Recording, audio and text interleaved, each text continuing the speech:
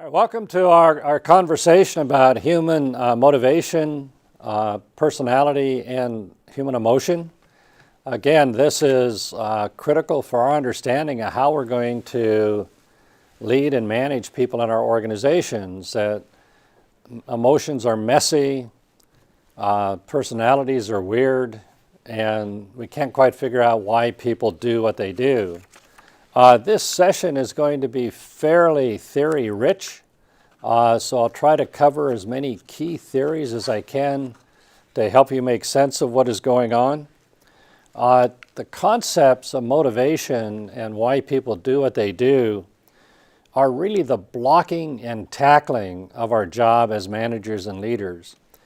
We need to spend as much time as necessary to understand the motivations behind the people that we're trying to move in a direction within the organization, or we're going to have significant challenges. To give you a framework, motivational theories and the folks trying to explain humans falls into three categories. First is the theorists that took a look at the internal side of motivation. These are the variables that take place within the individual. There are those that took a look at the process of motivation, and this is how people interact in an organization or in an environment such as a society or on a global basis. And there's the external, and those are people that focus primarily on things that are happening to people that help to explain why they engage in the behaviors that they do. Some of the key theorists, I usually place them in the category of the old dead smart guys. First is a guy named Max Weber. You probably recognize him most from being the father of bureaucracy, who borrowed from India and China and created the concept of a modern bureaucracy.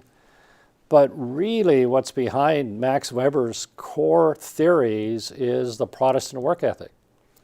And in the Protestant work ethic, the theory basically is that humans are born into sin, that even little babies are headed in the wrong direction, and that the way that people achieve goodness is through having a life spent in hard work, because if we're busy working, we don't have time to get in trouble. So that really is the Protestant work ethic. Sigmund Freud dove deeper into the unconscious and to try to understand at the unconscious level why people behave the way that they do. They may not even be aware of why they're doing what they're doing, and Freud worked very hard to try to understand that. Adam Smith, we think of him as the free market advocate. But Smith's motivational theory was that people will act in their own self-interest, but while acting in their own self-interest, they will act for the good of society because it's in their interest for society to do better or for the organization to do better. And Frederick Taylor is the individual that helped drive the changes in management in the introduction of the industrial age. And again, he argued that people are motivated by a sense of cooperation between management and sharing of profits within organizations because they're going to be enlarged by being more scientific in their approach. Again, he gets kind of tagged with the idea of the evil quantitative approach towards management, but the theory behind that was all that drives increased profits, which are shared throughout the organization. Frederick Maslow, again, this is a name that you need to be dropping on a regular basis, and he gave us our hierarchy of needs. And this theory was tweaked and modified a little bit over time. And his theory was that people progress up to the point of SA, or self-actualization, where you live your life and are motivated by self-fulfillment. Others have said people, when the environment changes, will slide back down to lower orders of motivational needs. And you could argue that in times of economic insecurity, people are not that concerned about self-actualization. They're more concerned about financial and personal safety. McGregor's theory of X and Y is a way that theories are categorized. He said that some people view the workforce from a theory X perspective, working under the theory that people need to be managed and that we need to control more of the primal needs, where theory Y is that people tend to be searching for ways to do good and contribute to the organization. So you can see there's different people approach control mechanisms, micromanagement under the theory X. The theory Y is a looser form of management under the theory that people are motivated by their own desire to do good. McClelland's need theory is another approach. He said that some people operate on a high need for achievement. Those are the folks that have goals set for themselves every day, and they raise their goals to a higher and higher and higher level. That others are operating on a need for power, and it's not power in the traditional way we think about it. McClelland viewed power as our ability to be in control of the environment in which we operate. And to do that, we need to be able to influence and change people to respond in a way that we can be more responsive to the external environment. And there's a need for affiliation. He said those are the people that operate on a need to be connected to other people, to be part of a group, that there's a very social need. So all of us operate at some level on these three continuums. Some are higher on affiliation or power, others are lower, but we all operate on a different approach. One thing that's sort of interesting to do when we have a seminar format is we ask the participants to make up a story of what they see in this picture, and then they will tell me a story, and then I'll give them another picture such as this, and have them tell me a story about what they see going on. And McClelland came up with an approach called a thematic appreciation, which if you listen and you hear certain key words that people use in their stories, it's an indication of what their core motivational needs are, and that we can get an insight into where they're coming from in an interview process or in a conversation over lunch or dinner. Adams' theory of equity is a fascinating theory, and he said that inequity occurs when somebody feels that they're not being treated fairly in comparison to someone else who's doing the same kind of activities. And I found it fascinating. I'd studied this for a number of years, and I got myself in a situation where I was responding in exactly the way that Adams predicted. I felt that there was a negative equality, and in that situation, I would modify my output and my contribution to the organization to where it was in balance. So even though I knew what I was doing from a theory standpoint, the motivation was so strong. Wait a minute, I'm getting shafted here. The person doing the same work is making more money, getting more advantages, being promoted quicker, that I started to see myself dial back on my input until, in my perception, my contribution to the organization was aligned with what I was receiving. Victor Vroom has a very interesting theory. He said that we operate based on a set of expectations when we're being managed by others. He said we take a look at the effort we put into an activity, and when we're asked to do something, we say, all right, what have I got to do to accomplish this? Do I have the skills to do it? Or is this beyond my abilities?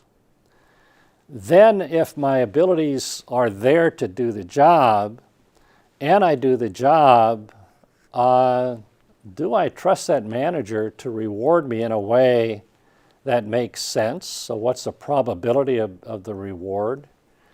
And then last, how much value do I place on the reward that I receive? So I may have the skills, I may perceive my boss as being able to give me a reward, but are those rewards what I desire? So all three elements have to be in place for somebody to feel a sense of motivation. Another approach at a very tactical level is to take a look at how work is being done in the organization. And this is a job characteristics model. I submit that if you have people that you're managing or leading that don't seem highly motivated or engaged in the activity, you can go through these elements and see if they're right. Are you giving them enough variety? Do they own the work that they're doing on a personal level, so their identity is attached to it? Do they feel that their hard work is significant to the success of the organization? Are you giving them the appropriate amount of autonomy to get the job done? So how much oversight are you providing? Is it what they need? And do they trust that they're getting candid feedback from you so they're not worried about, am I doing things right? Am I on target?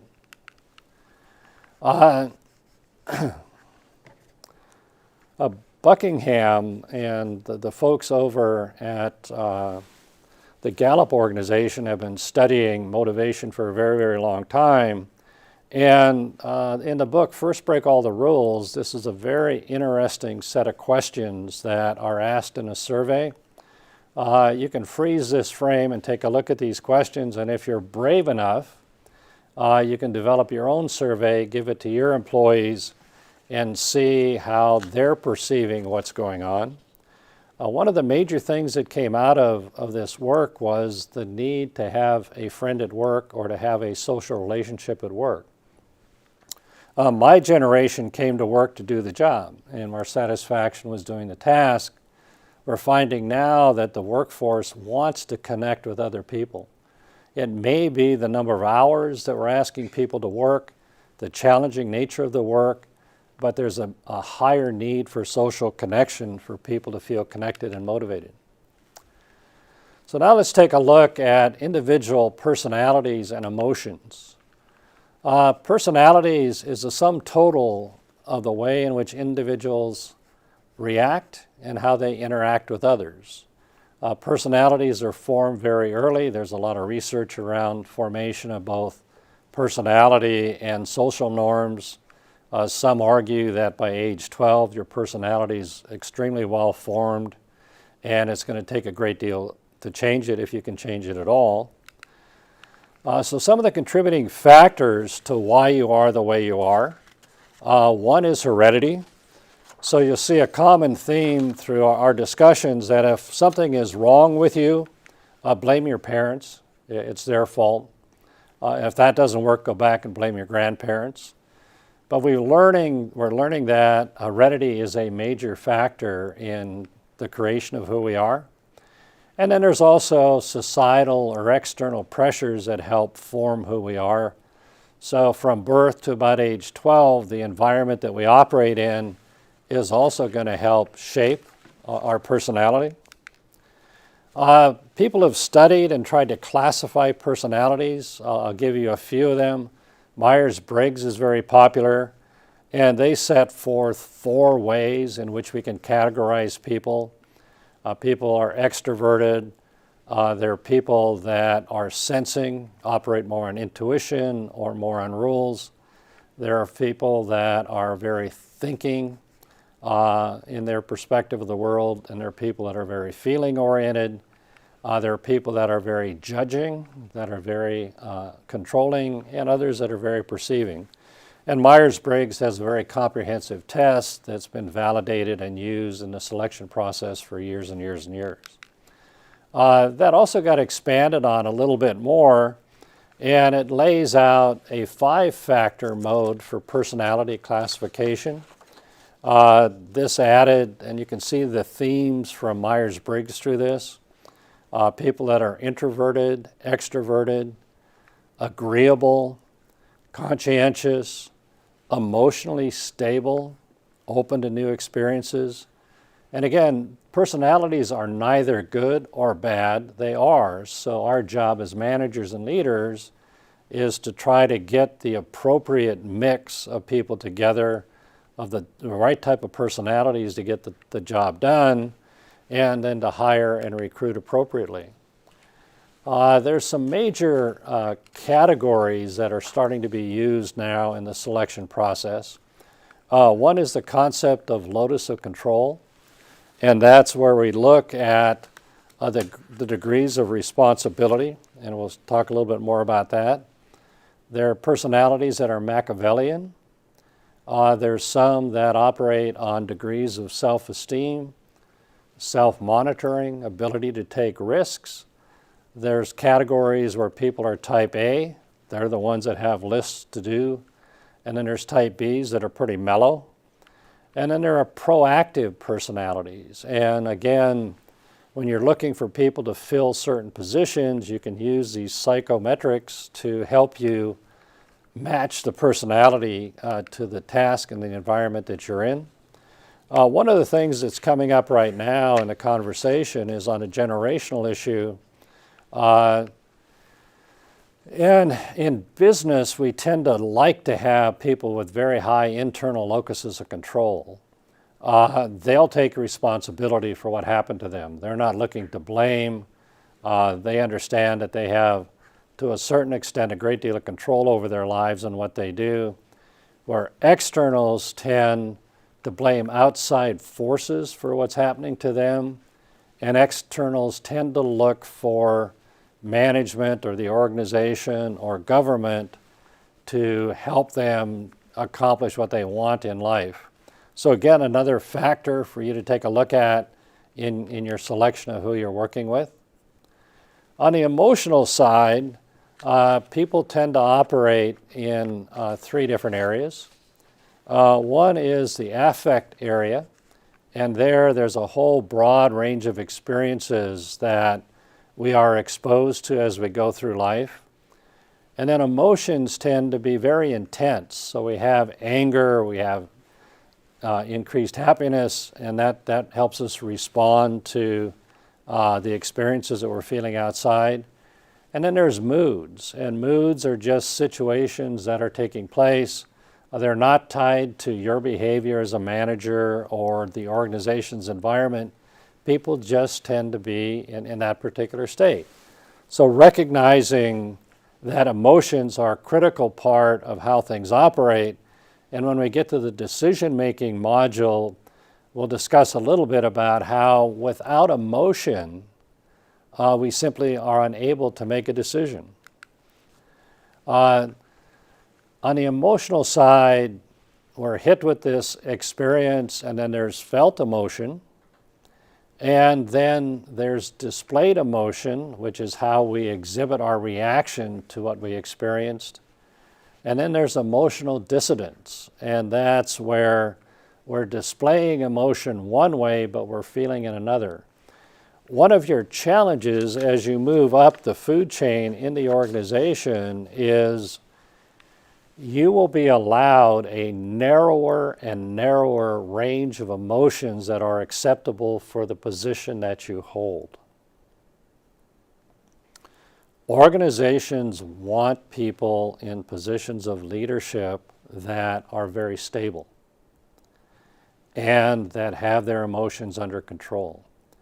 And that is going to be a challenge for you because internally you're feeling something very powerful, but externally you have to present a facade so that you don't appear to be reacting on a pure emotional basis. Daniel Goleman is sort of the godfather of emotional intelligence, and he says that for us to be able to operate, we need to have a high degree of self-awareness, and again, as we just said, self-management, that we have to be able to motivate ourselves and not be externally driven in our motivation. We have to be able to display empathy for other people. And we have to have the social skills to be able to navigate across society and to move forward. Again, you're probably going to hit a ceiling in your career where your technical skills will get you that far, but your ability to move up in the organization is weighted heavier and heavier on the emotional intelligence that you can bring to the position. So let's go out to the edge for a minute and take a look at a perspective on understanding human motivation. Paul Lawrence and Noria back at Harvard did some very fascinating research. Their book, Driven, came out way ahead of Daniel Pink's book, Driven, and a lot of his comments were based on their research. What I enjoyed best about reading their research was it's a highly cross-disciplinary approach towards understanding human motivation. They studied anthropological explanations, sociological explanations, biological explanations of why people behave the way they are, and then they integrated it into brain science and linked up with the neuroscience department at Harvard and started to perform functional MRIs on people to see how they responded to different stimuli. And what they came up with is that humans tend to operate on 4 primal motivational needs. One is the need for the acquisition of status. The other is the need to connect to other human beings, to bond. The other is a primal need to learn and grow, both intellectually, physically, and psychologically. And there's a human need to defend what we have. So we can create all these artificial constructs, income distribution, egalitarian systems. What they argue is it doesn't matter that people are going to set up a pecking order and acquire status in some way or some definition. But what I like about their theory is they say that all 4 of these primal needs are searching to maximize their position in our psyche all the time. So there's a constant tension between all 4, and that tension is what moderates our behaviors so that we behave in an appropriate way.